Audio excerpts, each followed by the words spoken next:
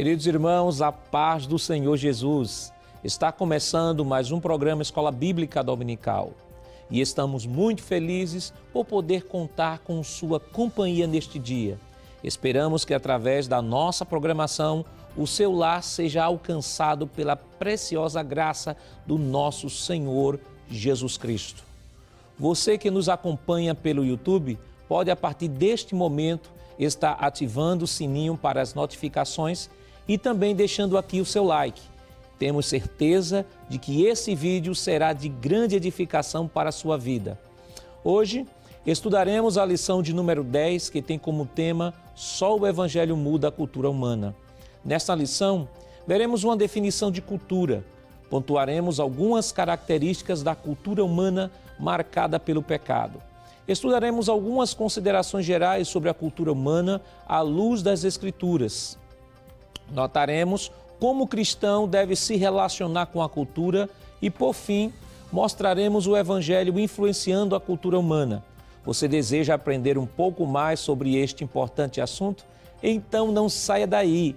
Este é o seu programa Escola Bíblica Dominical.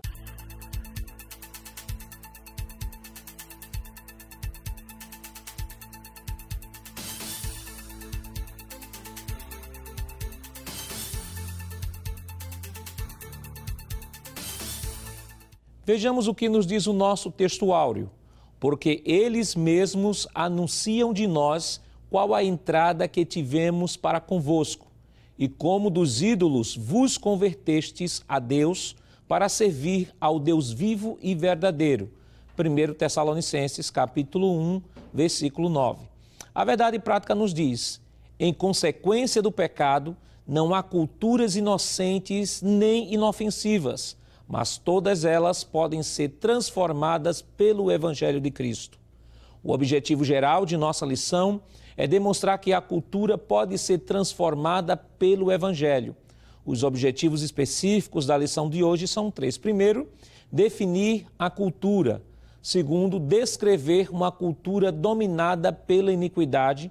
E terceiro, mostrar que o Evangelho transforma a cultura. A leitura bíblica em classe para a lição de hoje está escrita em 1 Tessalonicenses, no capítulo 1, versículos do 1 ao 10. Acompanhe conosco. Paulo e Silvano e Timóteo, à igreja dos Tessalonicenses, em Deus, o Pai, e no Senhor Jesus Cristo, graça e paz tenhais de Deus, vosso Pai, e do Senhor Jesus Cristo. Sempre damos graças a Deus por vós todos, fazendo menção de vós em nossas orações, lembrando-nos, sem cessar, da obra da vossa fé, do trabalho, do amor e da paciência, da esperança em nosso Senhor Jesus Cristo, diante de nosso Deus e Pai. Sabendo, amados irmãos, que a vossa eleição é de Deus, porque o nosso Evangelho não foi a vós somente em palavras, mas também em poder e no Espírito Santo e em muita certeza, como bem sabeis quais fomos entre vós por amor de vós. E vós fostes feitos nossos imitadores, e do Senhor, recebendo a palavra em muita tribulação, com gozo do Espírito Santo, de maneira que fostes exemplo para todos os fiéis da Macedônia e Acaia, porque por nós soou a palavra do Senhor, não somente na Macedônia e Acaia, mas também em todos os lugares a vossa fé para com Deus se espalhou, de tal maneira que já dela não temos necessidade de falar coisa alguma, porque eles mesmos anunciam de nós qual a entrada que tivemos para convosco, e como dos ídolos vos convertestes a Deus, para servir ao Deus vivo e verdadeiro, e esperar dos céus a seu Filho, a quem ressuscitou dos mortos, a saber, Jesus,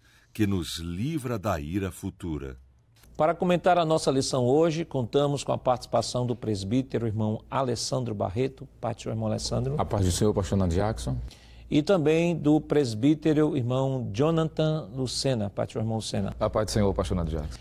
Queridos irmãos, esta semana estamos estudando a lição de número 10, que tem como título Só o Evangelho muda a cultura humana. Semana passada estudamos sobre globalização e globalismo e há uma grande relação, da lição passada com a lição de hoje, porque ambas trabalham a ideia ou a visão da cultura. Que o globalismo, como nós estudamos semana passada, entendemos e comentamos aqui que trata-se de uma visão, de uma ideologia, de uma cosmovisão anticristã que tem como objetivo e na contramão de todo princípio, de todos os conceitos bíblicos estabelecidos por Deus. Então, esta semana nós estamos falando sobre a cultura humana. Só o Evangelho pode mudar a cultura humana. E o autor tomou como base, o autor da lição tomou como base o livro de Tessalonicenses, que vai ser o livro também que estaremos estudando na próxima semana, na próxima aula. É o livro a Epístola aos Tessalonicenses, uma epístola paulina, que foi escrita mais ou menos no ano 50, pode variar de autor para autor, mas alguns autores chegam até a datá-la em 45, então vamos dizer 45 a 50 depois de Cristo. Alguns autores chegam até a dizer que foi o primeiro livro do Novo Testamento a ser escrito, antes mesmo que os próprios evangelhos. Então nós temos uma carta que é escrita na segunda viagem missionária do apóstolo Paulo e que é considerada pelos estudiosos a carta mais escatológica do apóstolo Paulo, que foi escrita justamente dentro de um contexto cultural muito diverso, tanto que o próprio texto áureo vem nos trazer a ideia que o apóstolo Paulo tinha se admirado, como eles, de maneira acelerada, haviam se convertido dos ídolos e tenham vivido agora, tenham se convertido e vivido agora exclusivamente para Cristo. É uma igreja que o apóstolo Paulo faz menção, elogia a igreja pela fé, pelo trabalho, pelo amor. Isso você pode ver no capítulo 1 de 1 Tessalonicenses, mas desta epístola o autor da nossa lição faz o recorte, que é o tema da nossa lição, irmão Alessandro, que é sobre só o Evangelho muda a cultura. Justamente dentro dessa diversidade cultural que vive aquela cidade, a cultura diversa, de ídolos, entre outras coisas, e que o autor vai trabalhar esta lição para dar o recorte cultural da mudança que o Evangelho é capaz de promover dentro da cultura. Então, de maneira preliminar, vamos primeiro definir o que é cultura para aqueles que estão nos acompanhando, para podermos entender o que é que o autor quis trazer dentro do contexto da epístola do apóstolo Paulo. O que é cultura, irmão Alessandro? Pois não, pastor Nando Jackson. É muito interessante, como sempre, começar trazendo essa definição da palavra-chave, nesse caso na lição de hoje, a palavra cultura. Tem uma definição de uma autora chamada Bárbara Burns, que ela escreveu um livro de antropologia missionária e ela traz, pastor, na página de número 15, já na introdução, uma definição bem pertinente a essa lição. Ela diz o seguinte, que a palavra cultura significa o conjunto de comportamentos e ideias característicos de um povo, que se transmite de uma geração a outra e que resulta da socialização e aculturação verificadas no decorrer da história deste povo. Uma definição bem prática. Já o dicionário da língua portuguesa diz que cultura é o conjunto de padrões de comportamento, crenças, conhecimentos e costumes que distinguem um grupo social. E ainda continua, uma forma ou etapa evolutiva de tradições e valores intelectuais, morais, espirituais de um lugar ou de um período específico. Então nós podemos dizer que a palavra cultura, pastor Nando Jackson, é muito abrangente. Fala aqui, por exemplo, de hábitos alimentares, fala aqui de hábitos em relação ao vestuário, danças, arte, a própria fala, a língua, por exemplo. A língua, ela tem uma influência muito grande na cultura em que ela está inserida. A questão, por que não falar também da questão religiosa? a forma de trabalho, a forma de governo, o estilo de vida familiar.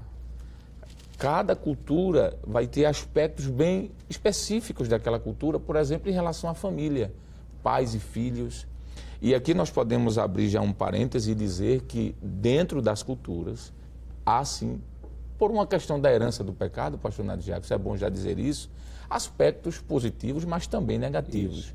E aí, no decorrer dessa lição, vai ser visto toda essa ideia de que aqueles aspectos na cultura que forem nocivos ou que prejudicarem, digamos assim, moralmente um homem, ele deve ser rejeitado à luz das Escrituras. Caso contrário, não. Nós não podemos, de forma alguma, demonizar ou condenar todos os aspectos culturais, não é? Haja vista que dentro das culturas existem as questões das invenções, das arquiteturas, danças, ritos, e aí deve se colocar, claro, com moderação, cada um em seu lugar, para então fazer um crivo do que é ou que não é permitido à luz das Escrituras. Irmão, Lucena, a cultura ela é parte inerente do ser humano, isso não tem como negar, né? Podemos falar do início da cultura a partir da existência do próprio homem. É claro que, quando nós estamos falando sobre antropologia cultural, como o irmão Alessandro falou, alguns antropólogos, ou a base da antropologia moderna, é a evolução. Né? E com a evolução, como nós falamos já em programas anteriores, nós, pelo princípio bíblico, nós estamos trabalhando antropologia bíblica, não consideramos como válido, assim, válido para o conhecimento acadêmico, mas não na perspectiva bíblica a questão da teoria da evolução, porque já pela própria natureza é teoria, não é lei. Então é a perspectiva não vou dizer científica, mas é a perspectiva, é a teoria que vem como alternativa àquilo que a Bíblia estabelece como origem do homem. Então, desde que o homem foi criado, por exemplo, o próprio Adão, quando Deus mandou Adão cultivar, isso já faz parte da cultura, né? Ele teria que cultivar, como é que ele ia cultivar? Tinha que ter a criação de ferramentas para o cultivo da terra, então ele tinha ferramentas. A gente falou aqui sobre Caim e Abel, numa das aulas anteriores, que um era lavrador e o outro era agricultor. Não, digo, um era agricultor e o outro cuidava de animais. Então nós temos a cultura. Nós temos até antes mesmo de Babel uma cultura, vamos dizer assim, uniforme, porque só havia uma só língua, mas não se deixava de ter essa questão do dia a dia, da ferramenta, da maneira como as pessoas fazem as coisas. E claro que em Babel houve o que nós chamamos de diversidade cultural. Ali sim não podemos dizer que é o início da cultura, não. Em Adão já existe a cultura, mas ali tivemos como início a diversidade cultural. Mas, irmão Lucena, a gente sabe que em Caim, né, Caim, ele, quando peca, quando coloca no seu coração sair da presença de Deus, viver a sua vida completamente independente de Deus, a gente percebe aí a ideologia, uma nova ideologia, que iria agora orientar a cultura. Né? E é a partir de Caim que a gente pode dizer completamente que há a influência do pecado sobre a cultura. Com certeza, pastor. E é muito interessante lembrar de que a cultura, até antes do pecado, ela estava isenta dessa influência. Era a cultura, vamos dizer, perfeita em Deus. Mas a partir da existência ou da entrada do pecado, essa cultura passa a ser corrompida. E o senhor fez referência à diversidade cultural, que já foi visto aqui a partir de Gênesis capítulo 11, e dentro dessa diversidade, a realidade do pecado que vai influenciar. De modo que algumas características passaram a existir dentro da realidade da cultura humana, marcada pelo pecado. E é bom que a gente lembre isso, né? Entre outras características que o próprio autor na lição vai comentar, mas queríamos aqui destacar, por exemplo, que há um aspecto relativista, que é a ideia de que não há verdades absolutas ou que cada um pode criar a sua própria verdade, não é? Dependendo do indivíduo ou do grupo, do tempo ou mesmo do lugar. Então seria um relativismo cultural. O que é certo para mim, talvez não seja certo para outra pessoa. É interessante que já no início da história no registro bíblico, em Juízes capítulo 21, versículo 25, a gente já percebe essa realidade quando o próprio texto, em Juízes 21 e 25, diz assim: naqueles dias não havia rei em Israel, porém cada um fazia o que parecia reto aos seus próprios olhos. Isso já aponta para essa característica cultural humana marcada pelo pecado e relativismo. Isaías capítulo 5, o versículo de número 20, nós encontramos dentro dessa realidade de relativismo a inversão dos valores. E aí é um perigo também, que infelizmente a cultura passa a ser também marcada pela realidade do pecado com essa característica. Quando ele diz: ai dos que ao mal chamam bem e ao bem mal, que fazem da escuridade luz e da luz escuridade, e fazem do amargo doce e do doce amargo. Mostrando que além do relativismo, a inversão de valores por conta da realidade do pecado. Mas quando nós lemos a palavra de Deus, pastor Nando Jacques, a Bíblia é prática e objetiva em dizer de que a regra de fé do cristão, que é a Bíblia, não admite esse relativismo. Então passa esse aspecto se confrontar com o princípio de Deus. Textos como, por exemplo, o Salmo 119, o verso 9, o verso de número 11 e mesmo o verso de número 105 apontam para isso. Em João capítulo 17, versículo 17, quando o próprio Cristo diz que a palavra é a verdade, mostrando que há uma base, há uma determinação, algo imposto pelo próprio Deus. 1 aos Coríntios capítulo 6, versículo 12 e 1 aos Coríntios capítulo 10, versículo 23. Então, uma das características da cultura humana marcada pelo pecado é pelo relativismo e pela inversão de valores, sendo assim, se confronta com o ideal de Deus. Algumas pessoas chegam até a comentar o seguinte, de que, e pode até questionar, dizer assim: como é que vocês estão falando sobre relativismo, se relativismo, historicamente, a gente pode falar só a partir do liberalismo filosófico, a partir do século XIX. E alguns chegam até a fazer a classificação, dizer: nós vivíamos num momento pré-científico, né, e a verdade religiosa prevalecia, no momento científico em que a verdade era a verdade da ciência, e o momento pós-científico, que é o momento em que nem a religião e nem a ciência, porque aí agora é o momento da verdade pessoal. Só que alguns classificam isso como momentos da história humana, mas são momentos que são vivenciados desde a introdução do pecado.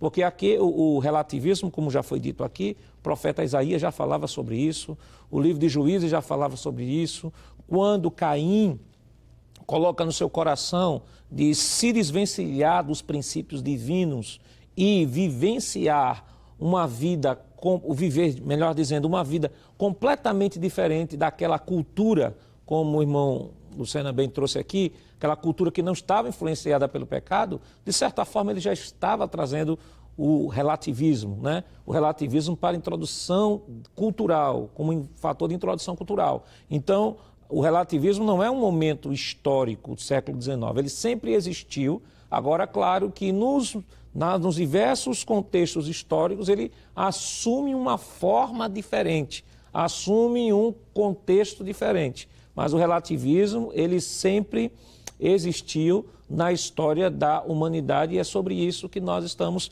tratando. Mas, irmão Alessandro, além do relativismo, nós temos também uma cultura que é marcada pelo materialismo. Materialismo é uma segunda influência, além do relativismo. As pessoas vivem no relativismo, também um outro braço dessa influência do pecado é o materialismo. O que é que a gente pode comentar sobre isso? Pois não, pastor Nando Jackson. A ideia do materialismo é a isenção total daquilo que é, por exemplo, espiritual. O materialismo ele tem como limite o que é físico, aquilo que é material, sem nenhuma preocupação com aquilo que é, por exemplo, espiritual ou metafísico. A preocupação do que é transitório, do que é terreno, aquilo que é físico, a busca pelo material de forma exacerbada. Nada contra a ideia de ter ou possuir algo fisicamente falando, bens, por exemplo, mas colocar o bem físico como o último fim, o ponto máximo da vida, aí é onde é que está o problema, não é? E isso há sim uma contrária orientação em relação a isso à Bíblia. A Bíblia fala contrariamente a isso. O apóstolo Paulo, por exemplo, escrevendo sua primeira carta aos Coríntios, no capítulo 15, versículo 19, ele diz que se esperarmos em Cristo só nesta vida somos os mais miseráveis de todos os homens. Limitar a vida do homem só o que é físico, o que é material, o que é transitório, é cometer um erro gravíssimo, não é? E, infelizmente, pastor, existem culturas que supervalorizam isso. O homem é aquilo que ele tem, ele é aquilo que ele possui. E aí é onde está o problema, não é? Lucas, no capítulo 12, versículo 20 e o versículo 21, concluindo assim a minha fala, há uma resposta de Jesus a isso. Jesus chama aquele rico de louco. Ele diz, será que você, em outras palavras, eu entendo que o que Jesus estava dizendo é, será que você não tem condições de enxergar que a vida é pós isso? Além disso, não é? A vida não se limita só ao que é físico. Capítulo 12 e o versículo 20 diz assim do Evangelho de Lucas, mas Deus lhes disse, louco, esta noite te pedirão a tua alma. E o que tens preparado para quem será? Assim é aquele que para si ajunta tesouros, não é rico para com Deus. Jesus não está condenando aqui a riqueza, ele está condenando aqui o materialismo. Isso. Alguém que vive em detrimento única e exclusivamente voltado apenas para o que é físico. Textos como Mateus capítulo 6, verso de número 31 ao 33, mostra que nós precisamos buscar aquilo que é material até para suprir nossas necessidades diárias, mas não centralizar apenas em cima disso. A cultura cristã, ela sim valoriza, ela sabe até onde vai o valor do que é físico, mas entende que o físico não é o principal. O principal é o que está após isso. É o metafísico, é o espiritual. Mateus 6, 19 e 20 e Colossenses capítulo 3, versículo de 1 ao 13. Por isso, podemos concluir dizendo que devemos fazer a diferença no mundo em que vivemos, que é puramente materialista. E aí entender o seguinte, entender de que a Bíblia não condena a riqueza, mas nós não podemos fazer do material um fim em si mesmo, né? Um fim em si mesmo. Mas saber que, acima de tudo, os valores materiais, eles são transitórios, mas os valores espirituais, eles são eternos. Há uma outra influência também na cultura, mas essa é claro que nós estaremos anunciando e comentando depois do nosso rápido intervalo. Voltamos já.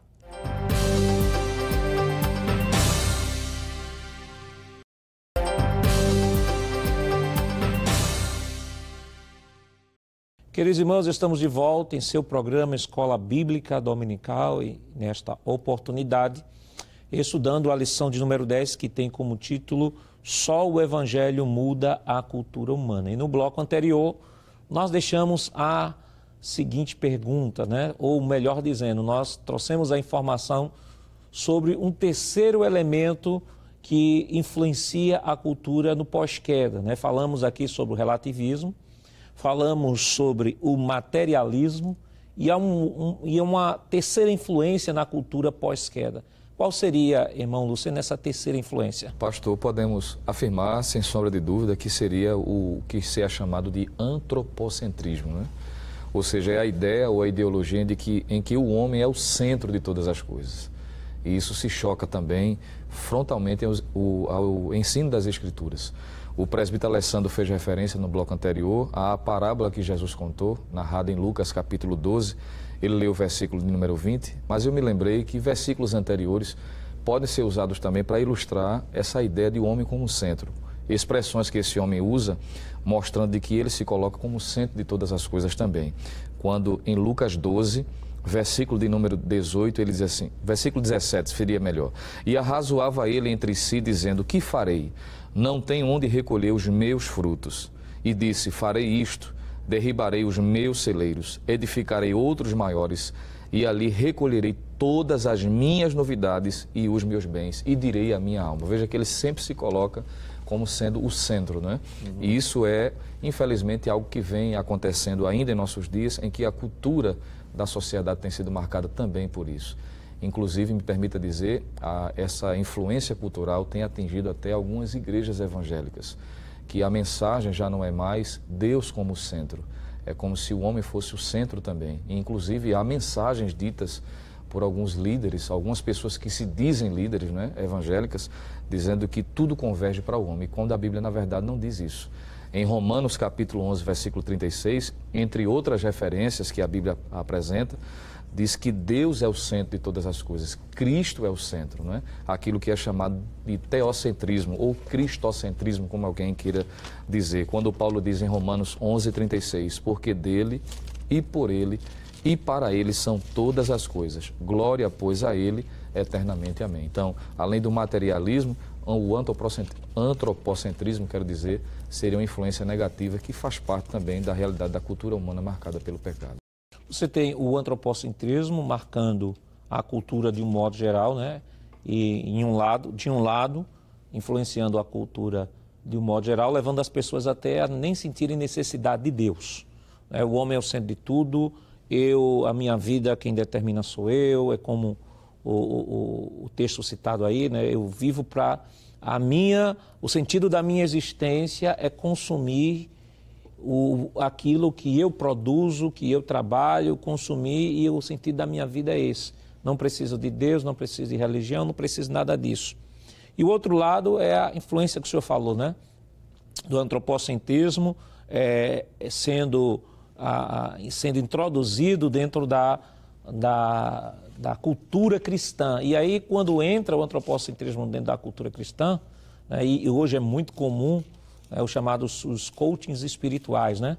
Então começam a trazer a mensagem de autoajuda de uma forma tal que acabam colocando o homem como o centro do universo.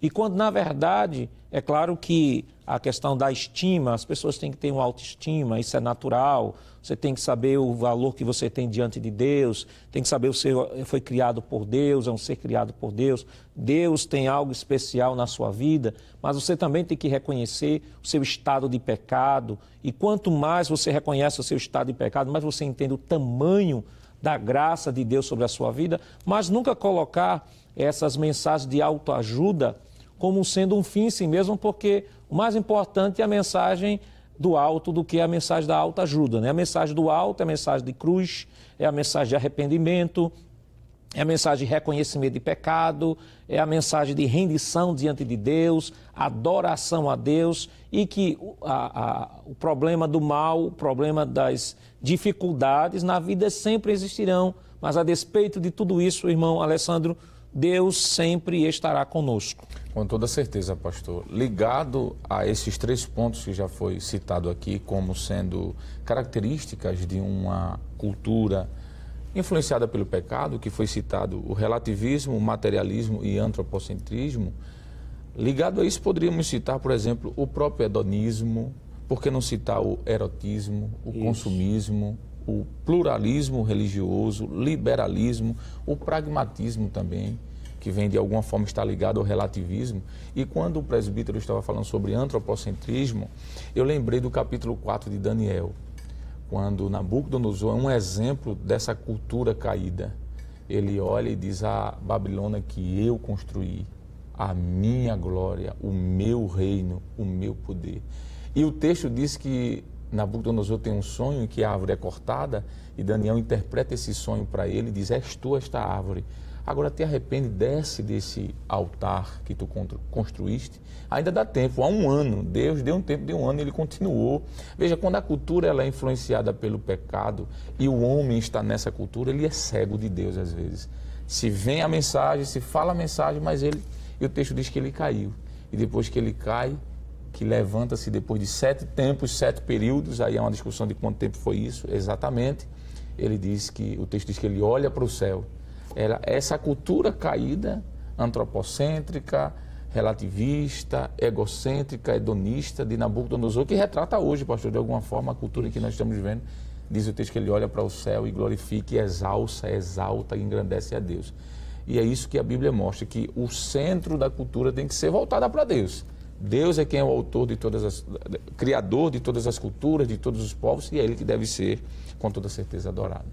Irmão Lucena, quais são as considerações que a gente pode fazer diante dessa cultura, né?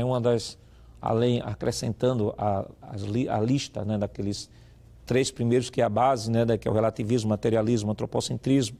O irmão Alessandro acrescentou aqui o hedonismo, o erotismo, o consumismo, o liberalismo, o pragmatismo. E, inclusive, o pragmatismo é interessante, que a ideia de que tudo que dá certo é de Deus, né? E a gente sabe que nem tudo que dá certo está certo. E nem tudo que dá errado está errado, né? Porque aí, quando se assume uma posição pragmática, as pessoas às vezes começam a dizer assim, olha, se deu certo é porque é de Deus.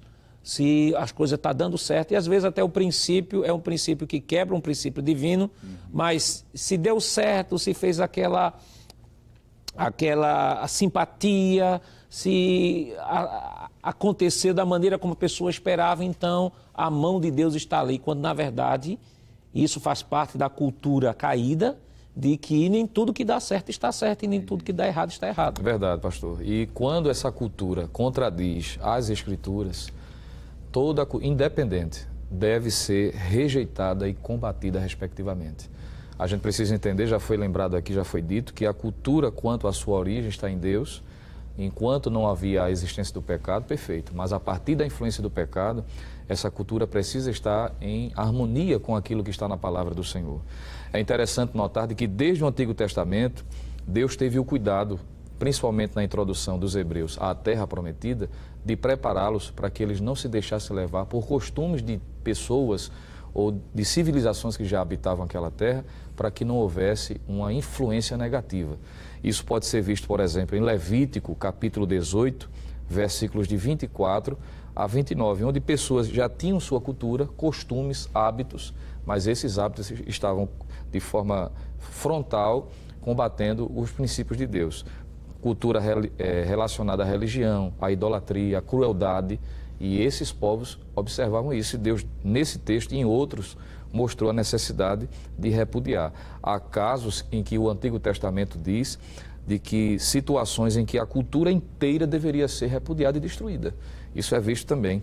Deuteronômio capítulo 25, versículos 17 a versículo 19, e 1 Samuel capítulo 15, versículos 2 e 3 falam a respeito disso.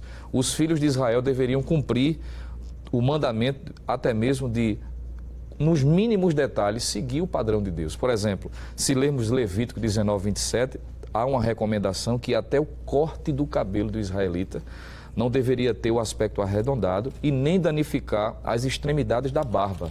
E há quem afirme que esse costume cultural já vivido naquela época identificasse a pessoa com o paganismo. Então, o hebreu não podia seguir esse mesmo modelo. Parece ser uma coisa simples, né? Um corte de cabelo, e Deus se interessa por isso, o corte de cabelo, uma veste. Mas veja que quando a cultura, ou esse aspecto cultural está ligado a algo que se confronta com os parâmetros de Deus, com aquilo que Deus estabeleceu, deve ser rejeitado. E finalizo essa minha fala, pastor, lembrando que Paulo disse em Romanos capítulo 12, o versículo de número 2, principalmente, quando ele diz assim: e não vos conformeis com este mundo, mas transformai-vos pela renovação do vosso entendimento, para que experimenteis qual seja a boa, agradável e perfeita vontade de Deus. Então, enquanto a cultura não se choca com os princípios de Deus, tudo bem. Mas quando há esse choque, deve ser rejeitada, deve ser combatida pela igreja. Esse assunto é bem interessante, irmão Alessandro, porque, por exemplo, nós temos cultura. Vamos citar aqui a cultura japonesa. Os japoneses, em sua maioria, não são cristãos, mas existe algo bem impregnado e que identifica o japonês entre os diversos povos, que é a questão da honestidade, né? Já a nação brasileira, por exemplo, professa, quase 90% professa ser cristã, mas existe algum elemento cultural dentro da cultura brasileira que é chamado o jeitinho brasileiro. E é muito comum esse jeitinho brasileiro, e o sinônimo desse jeitinho brasileiro é a facilidade que eu tenho de suplantar o outro por meios ilegítimos e por meios desonestos. Então, veja, mesmo uma cultura que não é cristã, ela tem um princípio que se comporta como cristã, né? E uma cultura que é cristã, mas se comporta como se fosse cristã. O que é que a gente pode comentar sobre isso? Muito bem, pastor. O senhor falando sobre isso, eu lembrei aquele texto que Jesus menciona em Mateus capítulo 5, verso 13 e o 14, quando ele usa ali um elemento da natureza e faz isso como um exemplo de doutrina, dizendo que nós somos não somente sal da terra, ou seja, dá sabor, mas nós devemos ser luz do mundo. E sal aqui, luz, fala de dois aspectos interessantes que deve ter na vida do crente em relação à sua vida, a cultura em que ele está inserido. Sal fala de algo interno, não é? fala da sua, é algo idiosincrático, fala da sua personalidade, do seu caráter. Já a luz é algo externo, é algo visível, fala do seu testemunho pessoal. Então, à luz do que o senhor está dizendo aqui, independente da cultura, seja no Japão ou seja no Brasil, o crente ele deve fazer a diferença. Ele deve ser o diferencial naquela cultura. O que da cultura não contradiz as Escrituras deve ser utilizado com sabedoria. Nós temos aqui exemplo de Daniel, por exemplo, quando ele estava junto com todos aqueles que foram levados para a Babilônia. Ele estava em uma cultura paganizada, ele estava em uma cultura desviada, idólatra, mas Daniel foi diferente. O texto diz em capítulo 1, versículo de Daniel, que ele propôs em seu coração não se contaminar com aquela cultura, com os manjares que ali estava, que tinha toda uma ligação religiosa, pagã e etc. Por que não mencionar os demais que ali estavam com ele? Sadraque, Mesaque, Abidnego. José, quero dizer, no Egito. José estava no Egito numa cultura pagã, mas o texto diz que ele era diferente. A mão de Deus estava com José. Será que não havia aspectos da cultura egípcia que comprometeriam a vida de José como um servo de Deus? Sim. Mas ele foi próspero em todos os momentos de sua vida, mostrando de que, seja em qual cultura estejamos, como crentes, seja aqui ou no Japão, nos Estados Unidos, seja onde for, devemos ser diferentes. Se aspectos daquela cultura são positivos, devem ser valorizados, como o senhor acabou de falar, pastor, a questão da honestidade. O senhor citou aqui um aspecto da cultura de um determinado país, que é a honestidade, fazer o que se prometeu, pagar o que se comprou. Isso deve ser valorizado. Já a cultura em que nós estamos, que é no Brasil, por exemplo, esse jeitinho brasileiro, deve ser rechaçado, deve ser rejeitado, abolido. Nós podemos citar, por exemplo, textos como Atos dos Apóstolos, capítulo 5, versículo 29, Filipenses 4 e 8, quando Paulo diz que tudo que aquilo que é puro, santo, agradável, seja aquilo que ocupe o vosso pensamento. Espera aí, onde eu estou inserido, culturalmente falando, isso contamina a minha vida moral, os meus pensamentos, as minhas palavras, o meu hábito, a minha vestimenta compromete. Então isso deve ser definitivamente rejeitado. Podemos citar vários textos aqui que poderia reforçar, mas tem um que eu gostaria de terminar lendo, que é o texto de Levítico, capítulo número 20, versículo 23, é um texto bem interessante, diz assim: e não andeis nos costumes das nações que eu expulso de diante de vós, porque fizeram todas estas coisas, portanto fui enfadado deles. Levítico capítulo 20, versículo 23, e pode ser citado ainda Deuteronômio 22, versículo 5. Deus diz, olha, você está inserido em uma cultura, mas não copie o que é do mal, aquilo que vai trazer, que vai danificar a sua moral espiritual, não copie. O que for bom, o que for agradável, quer comas, quer bebais ou façais qualquer outra coisa, façais para a glória de Deus, diz a palavra. Pegando aqui um gancho na sua palavra, como deve ser o relacionamento do cristão com a cultura? A cultura, qual a cultura que deve prevalecer? A minha cultura nativa ou a cultura cristã? E como estabelecer esse relacionamento entre cultura cristã e a cultura nativa? Mas, claro, isso nós estaremos comentando depois do nosso rápido intervalo. Voltamos já.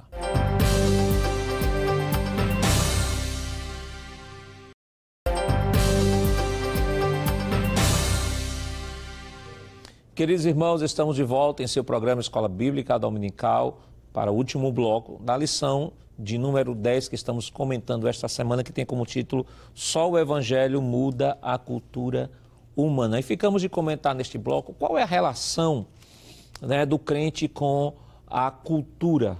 Qual a sua relação, a cultura cristã com a cultura nativa?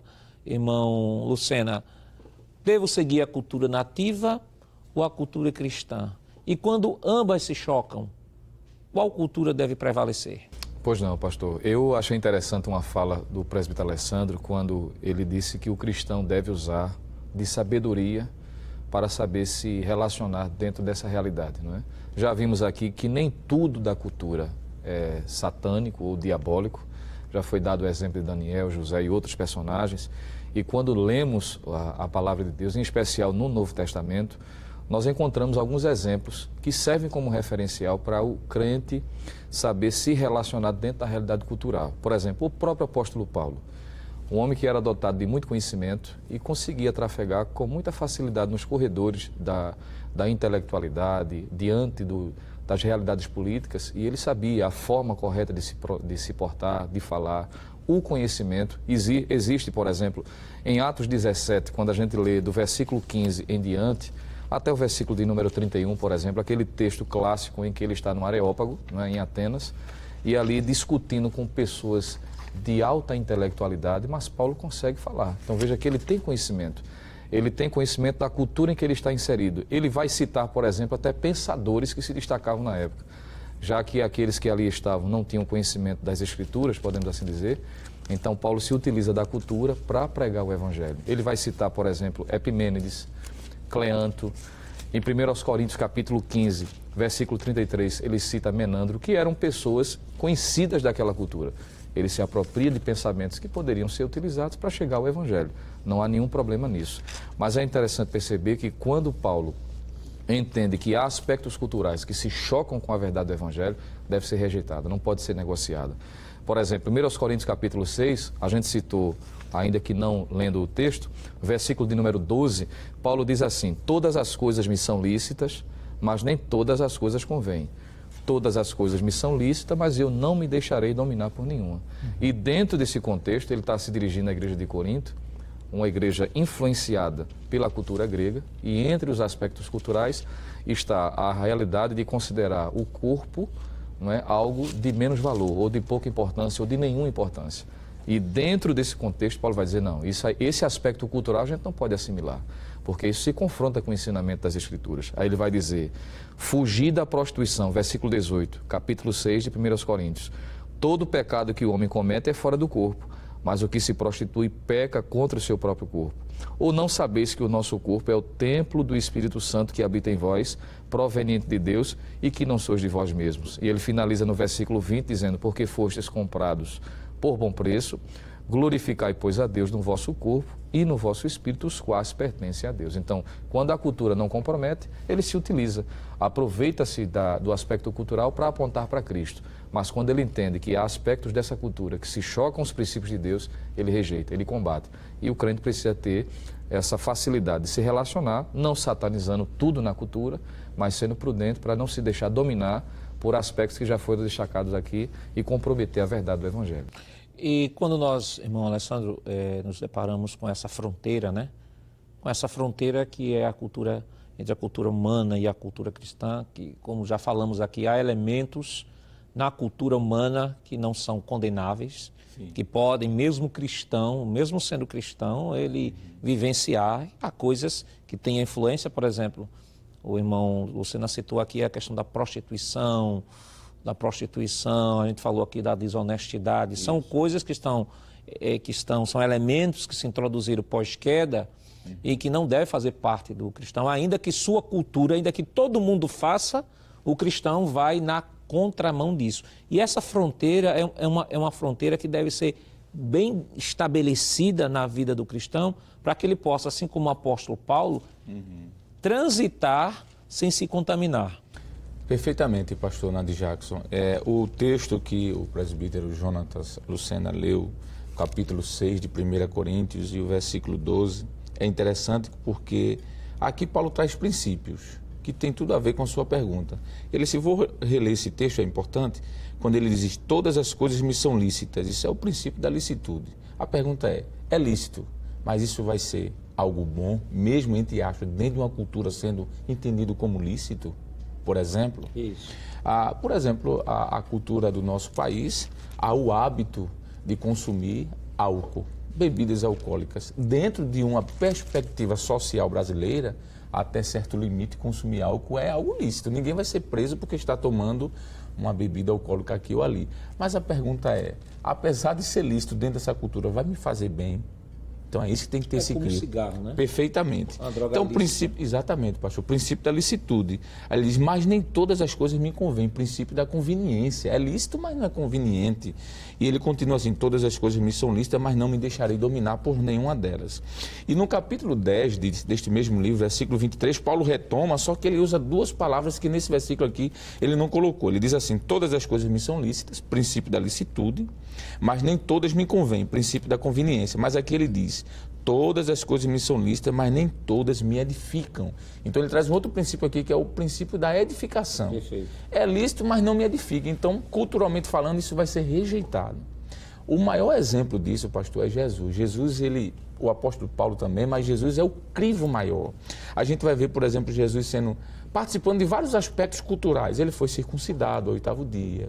Jesus participou das festas judaicas. Jesus foi apresentado no templo quando criança. Nós podemos citar aqui, como, por exemplo, Lucas capítulo 2, versículo 39 ao versículo 43, Lucas 2, 21 a 38. Mas Jesus, apesar de participar culturalmente, digamos, de tudo aquilo que era lícito em sua cultura, ele teve limites, teve momentos em que ele não participou, porque ele entendeu de que há coisas na cultura que, por mais que seja lícita, não convém para mim, como crente, participar. O texto que eu citei no bloco passado, de 1 Coríntios 10, 31, o apóstolo Paulo diz: portanto, quer comais, quer bebais, ou façais qualquer outra coisa, fazei para a glória de Deus. A pergunta é, isso que essa cultura está me dizendo que é lícito, que eu posso fazer, isso vai glorificar a Deus? Aí entra um outro princípio, que é o princípio da glorificação a Deus. Culturalmente falando, aquilo que não glorificar a Deus, eu como crente, pastor, eu devo rejeitar abertamente essa prática. Então a resposta da sua pergunta é isso. Espera aí, eu estou inserido em uma cultura que, para esta cultura, isso não é nada demais. Isso glorificará a Deus? Isso vai ser lícito? Isso vai edificar? Isso vai me trazer algum proveito? Não. Então eu devo rejeitar radicalmente e não participar, seja na alimentação, na veste, no tipo de veste. Eu achei bonito quando o presbítero Lucena falou sobre o tipo de corte de cabelo. É interessante que, culturalmente falando, o tipo do corte do cabelo, por mais simples que seja, pode identificar uma prática que não glorifique a Deus. Isso. Então eu devo rejeitar isso com toda certeza, à luz das Sagradas Escrituras. Irmão Lucena, o irmão Alessandro colocou aqui uma coisa bem interessante, que ele disse assim, que, em outras palavras, né, disse assim, a prática pode ser até legal. Isso. Pode ser até legal, mas será que é moral? Né? Por exemplo, Jesus participou das festas judaicas, mas é preciso entender que as festas judaicas não eram festas pagãs. Perfeito. Eram as festas judaicas que ele participou, tinha tudo a ver com sua obra redentora, que foram festas que foram estabelecidas pelo próprio Deus no Antigo Testamento. Embora aqui, por exemplo, a festa da dedicação, embora Jesus tenha participado da festa da dedicação, não foi uma festa estabelecida por Deus, como diz João 10 e 22, foi uma festa criada no período interbíblico ou intertestamentário. Jesus participou, mas estava dentro de uma cultura que era uma cultura orientada, né, por Deus e que não compartilhavam das práticas pagãs. Então, nesse sentido, somos brasileiros, existem festas no contexto, no calendário festivo brasileiro que nós não comungamos nem participamos. Exato. Por estarem diretamente ligados a origens pagãs. Verdade, pastor. Isso mostra a necessidade de que a igreja, não é, como um agente influenciador na sociedade, precisa fazer o seu papel. E nós, como crentes, nós não podemos seguir, mesmo que seja legal, mas se é imoral, a gente não pode se submeter. E a igreja recebeu essa atribuição de influenciar a cultura e a sociedade em que está inserido. Filipenses capítulo 2, versículo 15, Paulo diz o seguinte: para que sejais irrepreensíveis e sinceros, filhos de Deus inculpáveis, no meio de uma geração corrompida e perversa, entre a qual resplandeceis como astros no mundo. Outros textos poderiam ser mencionados, já foi aqui dito pelo presbítero Alessandro, mas vale a pena a gente relembrar. Mateus capítulo 5, versículos de 13 a 16, pode ser dito também em 1 de Pedro capítulo 2, versículo de número 18. Então, aí, como igreja, nós precisamos combater o pecado. Ainda, por exemplo, que a infidelidade dentro da cultura odierna seja algo comum, a gente precisa pregar que deve-se haver a fidelidade conjugal, Hebreus 13, 4. A combater a mentira, o engano, mesmo que isso no Brasil, como já foi dito aqui, seja algo tolerável, mas Efésios 4, 25 mostra que nós devemos combater. Pregar contra o paganismo e a idolatria, Romanos 2 e 22 e 1 de João 5 e 21, mesmo quando ela é vista como mera religiosidade, como algo cultural, como já vimos também. Então, nós devemos promover a cosmovisão cristã, confrontando, porque a igreja foi feita e foi estabelecida na terra exatamente para fazer esse contraponto, mostrando a verdade de Deus. Irmão Alessandro, existem até pessoas, né, que dizem assim que tudo é abençoado, tudo é de Deus e que o inimigo é que se apoderou daquelas festas ou daqueles costumes, mas agora a gente tem que tomar de novo da mão de Satanás e vivenciar. E aí justifica Aí entra na questão da música, na questão da festividade, todo tipo de música, entre aspas, nessa visão, ela é válida porque é ritmo, e não existe, na visão destes, não existe ritmo cristão, ritmo pagão, tudo é ritmo, não existe festa cristã, festa pagã, se é para festejar, se é para celebrar, tudo é válido, mas a partir daquilo que do que Paulo falou em 2 Coríntios 5,17, se alguém está em Cristo, nova criatura é, as coisas velhas se passaram e isso que tudo se fez novo. Esse princípio se aplica a essa realidade, pode ser aplicado a essa realidade? Pastor, essa pergunta que o senhor fez, ao meu ver, é a pergunta-chave dessa lição. Muito importante essa pergunta, porque alguém pode utilizar-se de textos da Bíblia para defender algo que a Bíblia não apresenta. Como, por exemplo, alguém à luz disso, não, culturalmente falando, eu posso, como crente, ouvir uma música secular. Se essa música vai trazer princípios morais, qual o problema de eu tocar como crente, por exemplo, em meu carro, em minha casa? E usa até textos para defender isso, erroneamente, fora do contexto, como aquele texto que o apóstolo diz que deve-se analisar tudo e se reter o bem. Ali ele está falando em relação à profecia. Isso, não é? Perfeito. Nós devemos entender que ali o contexto é a análise da profecia, da mensagem. Paulo disse, olha, você escuta a mensagem, a profecia, agora analise e tira o que é bom, porque pode ser que alguém aproveite ali um momento e traga uma heresia. Então, voltando aqui para a sua pergunta, pastor, é perceptível essa influência cultural no meio denominado evangélico no Brasil? Entrando aí tipos de músicas, como o senhor falou, ritmos, comportamento. Alguém no afã de dizer a igreja tem que acompanhar o ritmo, a mocidade tem que acompanhar o ritmo. E culturalmente falando, é bom a gente trazer para a igreja, por exemplo, pastor, me permite usar essa expressão aqui, jogo de luzes, a pintar as paredes de preto e colocar gelo seco e danças. Por quê? Culturalmente falando, o brasileiro gosta disso. Espera aí, um minutinho só. Isso aí tem algum princípio bíblico? Aonde é que a gente vai encontrar isso? Não. Então deve ser rejeitado. Devemos ter muito cuidado com isso, principalmente na ala, pastor, chamada jovem, não é? Adolescentes e jovens. E é bom nessa lição a gente falar sobre isso. Eu já vi até alguém dizer, crente pode participar do carnaval. A gente passou agora, recentemente, de um período onde no Brasil se comemora carnaval. Então o crente tem que estar ali dentro, evangelizando, supostamente aproveitando desse momento cultural para levar Cristo às pessoas. Um momentinho só, alto lá. Não é bem por aí. A gente sabe que existe tempo para tudo, momento para tudo. E a verdade é que alguém passa o ano todo negligenciando a prática evangelística e nesse momento, com afã de estar ali pulando, entre aspas, o carnaval ou no carnaval, porque pular o é passar por cima, mas pular no é estar envolvido. Aí diz que quer evangelizar. Bom, isso aí para mim, pastor, ao meu ponto de vista, eu vou dizer algo bem particular agora, é alguém que quer aproveitar-se de aspectos culturais para se envolver na cultura e até pecar, se assim acontecer. Então, devemos ter muito cuidado, porque o texto que Jonathan Lucena citou, 5:20 de Isaías, é perfeito. Dizem que o amargo é doce e o doce é amargo, mas o apóstolo Tiago diz, como pode de uma mesma fonte rojar duas águas? Uma amarga e uma doce. É impossível. Ou é doce ou é amargo. E nós devemos ter muito cuidado disso em relação à questão cultural. Inclusive, irmão Alessandro, em cima do que o senhor está falando, tem até um texto bíblico em Colossenses, no capítulo 2, versículo 8, que diz o seguinte, tende cuidado para que ninguém vos faça presa sua por meio de filosofias e vãs sutilezas, né? O apóstolo Pedro também chega a dizer, em sua carta, que vocês não devem aproveitar a ocasião, né, a liberdade que vocês têm para dar ocasião à carne.